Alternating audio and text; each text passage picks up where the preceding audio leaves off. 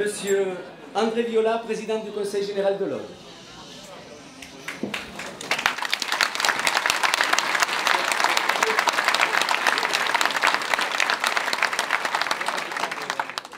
Bien, monsieur le préfet, madame et messieurs les sous-préfets, madame, messieurs les parlementaires, monsieur le vice-président du conseil régional, représentant Damien Alary, mesdames, messieurs les conseillers régionaux et plus globalement, mesdames, messieurs les élus, mesdames et messieurs les représentants des corps constitués, mesdames, messieurs. C'est avec un grand plaisir que je vous retrouve à nouveau pour la traditionnelle cérémonie des vœux à l'hôtel du département. C'est aussi avec un petit pincement au cœur que je débute cette cérémonie puisqu'elle est la dernière de la mandature 2011-2015. En effet, à partir du mois d'avril, après les élections qui auront lieu les 22 et 29 mars prochains, une nouvelle assemblée départementale présidera aux destinées de notre collectivité. Pour certains élus présents autour de moi, c'est la fin d'un long engagement au service de l'Aude. Je les salue tous avec gratitude et je veux leur dire le plaisir qui a été le mien de travailler avec eux et d'œuvrer ensemble, par-delà nos différences, à répondre aux attentes des Audoises et des Audois et à développer l'Aude de demain. Qu'ils en soient, à l'occasion du rassemblement de ce soir, vivement remerciés. La période électorale rend toujours spécifique une cérémonie des vœux. La loi nous interdit d'y décliner le bilan des actions réalisées, tout comme de présenter les engagements qui seraient pris pour les années à venir. M'étant livré à cet exercice visant à vous rendre compte de nos politiques en 2012, 2013 et 2014, cela crée une différence avec les années précédentes. J'aurais souhaité que ce soit là la seule différence notable. Malheureusement, à l'heure où habituellement nous nous présentions les vœux dans l'insouciance des premiers jours qui suivent le début de l'année, un attentat terrible frappa la République et la liberté en plein cœur, modifiant profondément ces moments de partage. C'était le 7 janvier 2015. Coïncidence des dates dans laquelle vous me permettrez de trouver une signification particulière. Au même moment, nous étions nombreux ici à rendre un dernier hommage à Florentin Mendizabal.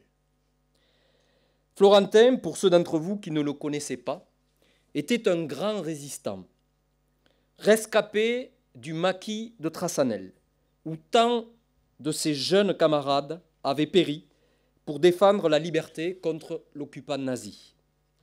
Il était aussi un formidable passeur de mémoire, toujours présent lors des voyages au nom de la mémoire organisés par le Conseil général et qui permettent à des jeunes de 11 à 18 ans de visiter des lieux symboliques de la Seconde Guerre mondiale et de la barbarie qu'elle a engendrée.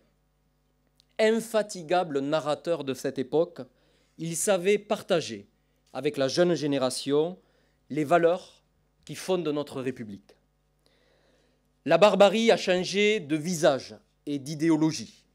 Hier, elle se fondait sur la théorie de la soi-disant race supérieure. Aujourd'hui, c'est le fanatisme prétendument religieux qui en est le socle. Le message des résistants et de notre ami Florentin reste le même et retentit avec une incroyable actualité pour ne pas oublier et toujours défendre nos libertés quand d'autres les menacent. Dans ces événements tragiques, plus que du 7 janvier, c'est du 11 janvier que j'ai envie de me souvenir. Je veux voir en cette date le véritable début de l'année 2015, clôturant une année 2014 qui aura été celle des prophètes de malheur. En 2014, les écrivains, déclinistes et catastrophistes ont rempli les colonnes des journaux et occupé les plateaux de radio et de télévision pour déverser leur haine contre une partie de la société et de la France. En 2014, les idées extrémistes ont obtenu des succès électoraux inquiétants, tant ils ne sont pas conformes aux idéaux de justice auxquels la majorité reste attachée, mais traduisant aussi, parfois, ne nous le cachons pas, la faiblesse des réponses apportées par les institutions publiques aux angoisses générées par un monde qui avance sans eux. En 2014, des manifestations ont été organisées pour enlever des droits à une partie de la population, alors même qu'ils participent à de l'égalité entre tous. En 2014, les élus ont été stigmatisés, vilipendés, soupçonnés de tous les maux et de toutes les turpitudes. Quels qu'ils soient et quoi qu'ils fassent, le même discrédit s'abat sur des hommes et des femmes qui, pour la grande majorité, accomplissent un mandat public avec conviction et sens du devoir. 2014 a été une année de l'angoisse et des imprécations, des regrets fantasmés de la vraie France et d'un pouvoir fort qui pourrait seul la faire revenir. Le drame national qui s'est abattu sur notre pays la semaine dernière a heureusement fait surgir, permettez-moi l'expression, la vraie France, celle de la liberté et des Lumières, celle qui fonde son avenir sur la raison plutôt que sur la foi, celle des valeurs républicaines, au premier rang desquelles se trouve la laïcité. Dimanche dernier, le 11 janvier, nous avons été des millions à défiler pour rendre hommage à tous ceux qui sont morts les 7, 8 et 9 janvier sous les balles des terroristes. Morts parce que dessinateurs, journalistes et employés de Charlie Hebdo, attachés à la liberté d'expression. Morts parce que policiers, chargés d'assurer la sécurité et la tranquillité publique. Morts simplement pour être de confession juive. Dimanche dernier, le 11 janvier, nous avons témoigné de notre attachement à la République avec sobriété et dignité. Quelles que soient nos opinions politiques et nos croyances, ou notre absence de croyances, nous étions là, citoyens parmi les citoyens, pour dire à ceux qui voudraient nous contraindre à la peur que nous ne baisserons pas les bras, que nous sommes libres, que nous sommes debout. Dimanche dernier, le 11 janvier, confronté au pire, à l'innommable, notre pays a montré ce qu'il a de meilleur. Cette formidable capacité à se lever pour défendre les valeurs qui sont le ciment de notre République, de notre démocratie. Nous ne devons jamais renoncer à défendre notre société moderne démocratique, car la démocratie est le sens de l'histoire. Elle avance en tâtonnant, tous les jours, mais elle avance, alors que les solutions magiques paraissent immédiates, mais consistent à fuir devant l'effort, en laissant le plus possible de monde derrière soi. Notre société moderne démocratique ne confond pas le compromis et la compromission, comme certains veulent trop souvent le laisser croire. Elle n'est pas prête à abandonner tout ce en quoi elle croit, par paresse, par lâcheté ou par aveuglement. Au contraire, ceux qui voudraient enlever au peuple français ce qu'il a de plus cher le trouvera immanquablement et en masse sur leur route. Et ils trouveront également l'État. Notre société moderne démocratique est aussi, et sans doute même avant tout, fondée sur l'éducation. Là où il n'y a pas d'éducation, il y a l'ignorance, la barbarie, parfois la connerie toujours, pour employer un mot que Charlie Hebdo a souvent mis à sa une.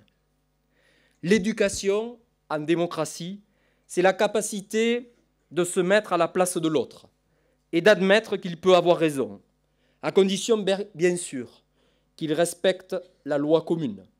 Respecter la loi commune est la seule condition pour être respectable.